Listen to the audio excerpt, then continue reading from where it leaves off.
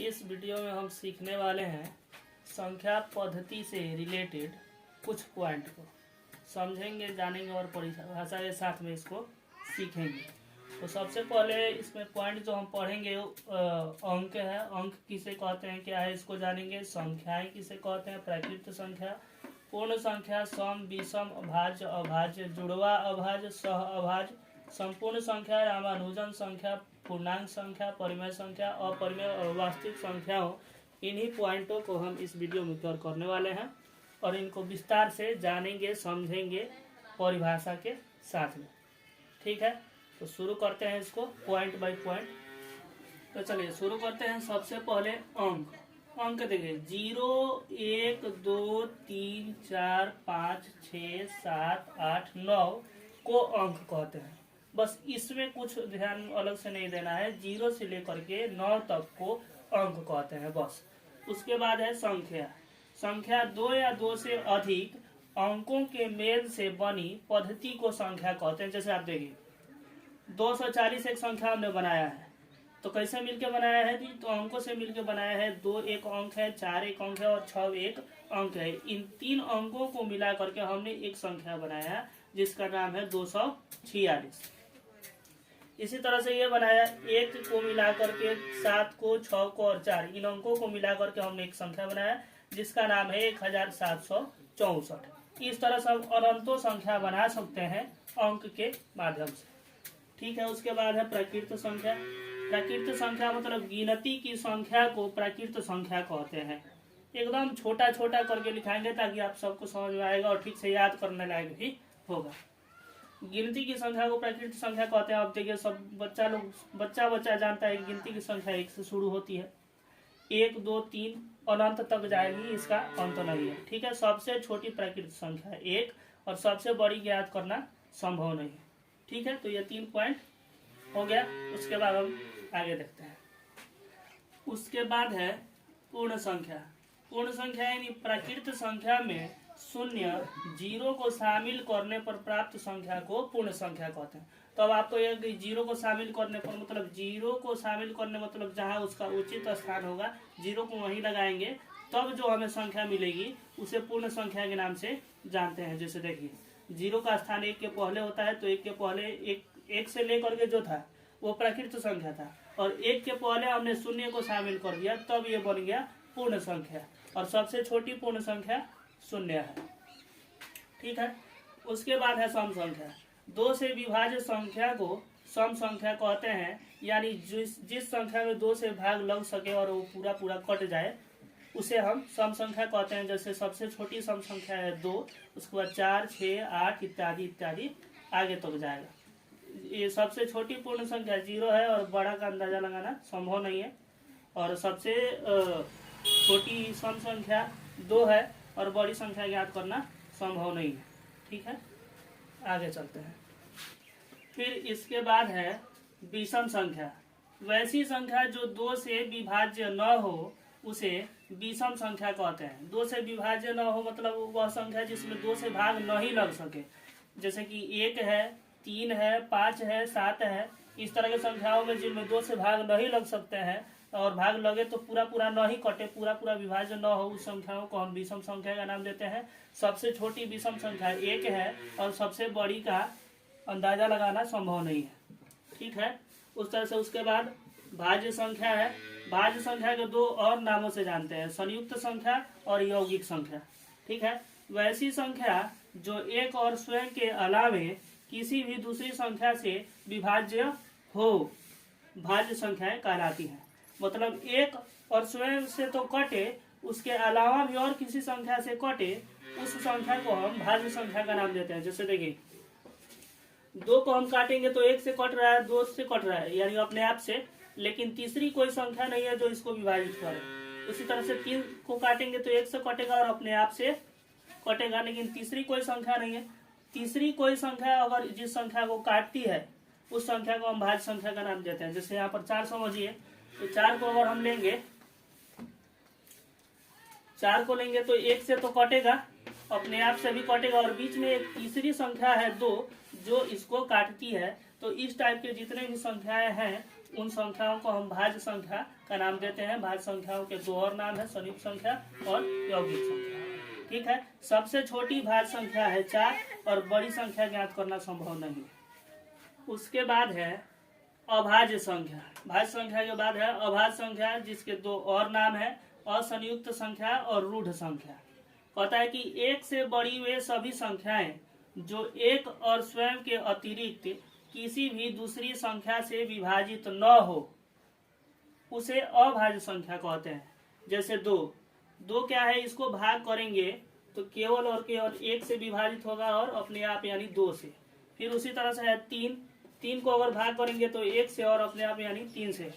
तो इस तरह की संख्याएं जो केवल और केवल अपने आप से और 1 से कटे, उस तरह की संख्याओं को हम अभाज्य संख्या, असंयुक्त या रूढ़ संख्या के नाम से जानते हैं। सबसे छोटी अभाज्य संख्या 2 है और बड़ी संख्या ज्ञात करना संभव नहीं है। ठीक है, उसके बाद है जुड़वा अभाज्य संख्या। जिन दो अभाज्य संख्याओं के बीच का अंतर 2 हो, अभाज्य संख्या यहाँ पर आप समझ लिए, और इनके बीच का अंतर यदि 2 हो, 2 संख्याएं रहे और इनके बीच का अंतर यदि 2 हो, उन संख्याओं को हम जुड़वा अभाज्य संख्या कहते हैं। जैसे आप यहाँ देख सकते हैं 3 5, 5 7 और 11 13 इत्यादि, इस तरह से और आगे हो सकता है। उसके बाद हम समझेंगे सह अभाज्य या असह अभाज्य संख्या के बारे में। कहता है जिन दो प्राकृत संख्याओं का महत्तम समापवर्तक 1 हो, सह अभाज्य संख्याएं कहलाती हैं। जैसे 4 5, 5 7, 11 13। अब आप इसको समझिए, कहने का मतलब है कि इन दोनों संख्याओं का अगर हम मसा निकालते हैं, महत्तम समापवर्तक अगर 1 आए, तो समझिए कि वो दोनों संख्याएं क्या है, सह अभाज्य या असह अभाज्य संख्या है। जैसे 4 और 5 का मसा निकाल के दिखाते हैं। 4 से 5 में भाग करेंगे मसा निकालने के लिए भाग विधि से, तो एक बार में यहाँ पर 4 आ जाएगा, घटाएंगे 1 और ये वाला चला आएगा अंदर, यहाँ पर 4 बार में कट गया। आप लोग मसा निकाले होंगे तो जानते होंगे कि जिस भी संख्या से कटता है उसी को हम मसा मानते हैं। तो यहाँ पर 1 से कटा है, और जिस भी संख्या, जिन दो संख्याओं का महत्तम समापवर्तक 1 आवे, उन दो संख्याओं को हम सह अभाज्य या असह अभाज्य संख्या का नाम देते हैं।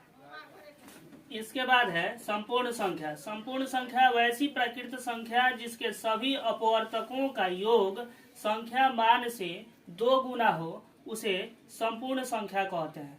अब समझिए कि अपवर्तक क्या है और सभी अपवर्तकों का योग मतलब क्या है। तो देखिए, अपवर्तक मतलब होता है कि जिस भी संख्या से वह संख्या कटने वाली है। यानी 6 का अपवर्तक आपका यहाँ हो जाएगा 1 से 6 कटता है, 2 से 6 कटता है, 3 से 6 कटता है, और 6 यानी अपने आप से 6 कटता है। तो ये 6 के अपवर्तक हैं 1 3 2 6 और बस यही 4 को है, 1 2 3 6। तब जब इसको हम जोड़ेंगे तो ये कितना आ रहा है, जोड़ने पर आप जोड़िएगा तो 12 आएगा, और 12 क्या है, 6 का 2 गुना है। तो ये यहाँ पर 6 संपूर्ण संख्या कहलाएगी। उसी तरह से 28 के अपवर्तकों का योग आप जोड़ेंगे तो यहाँ पर 56 आएगा, जो कि 28 के डबल है। तो इन दोनों संख्याओं को हम संपूर्ण संख्या कहेंगे। 1 से 100 के बीच में यही दो संपूर्ण संख्या है, 6 और 28, जिनके अपवर्तकों का योग 2 गुना हो जाता है। इसके बाद है पूर्णांक संख्या।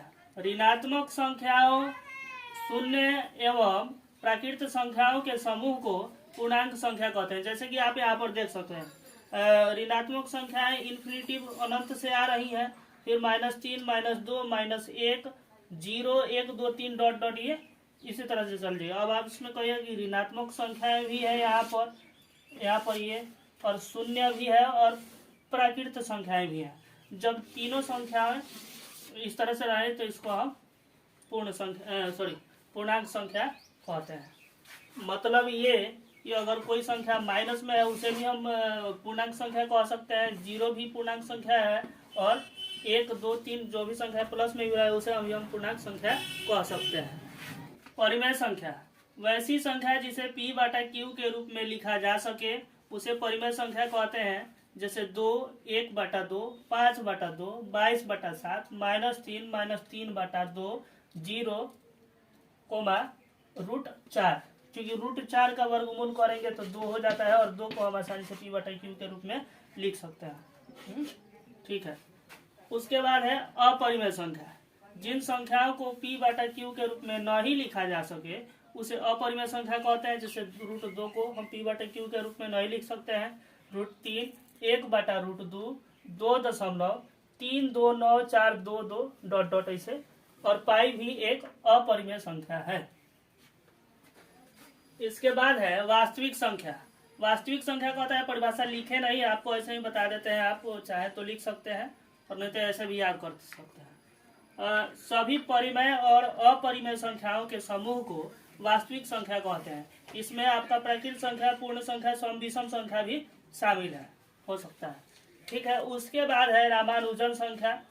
1729 एक ऐसी सबसे छोटी प्राकृत संख्या है जिसको हम दो संख्याओं के घनों के रूप में लिख सकते हैं। जैसे आप यहाँ पर देख सकते हैं 10 के क्यू और 9 के क्यू। इसका हम हल करेंगे इसको तो इतना मान आ जाता है उसका। और दूसरी संख्या है 12 का क्यू और 1 का क्यू, इसको हल करेंगे तो 1729 आ जाता है। ये सबसे दो ऐसी छोटी संख्या है जिसको हम दो संख्याओं के माध्यम से घनों के मतलब क्यू के रूप में लिख सकते हैं। ये हमारे सबसे महान गणितज्ञ रामानुजन के नाम पर है और इसीलिए इस संख्या का नाम रामानुजन संख्या। इस संख्या का खोज उन्हीं ने किया था, इसलिए 1729 एक ऐसी संख्या है जिसको हम रामानुजन संख्या कहते हैं। ठीक है, आप इसको हल करेंगे तो हो जाएगा। इतना सारी संख्याओं के साथ हम समाप्त करते हैं इसको। आगे अगले वीडियो में हम नए टॉपिक के साथ में मिलेंगे। धन्यवाद। जय हिंद।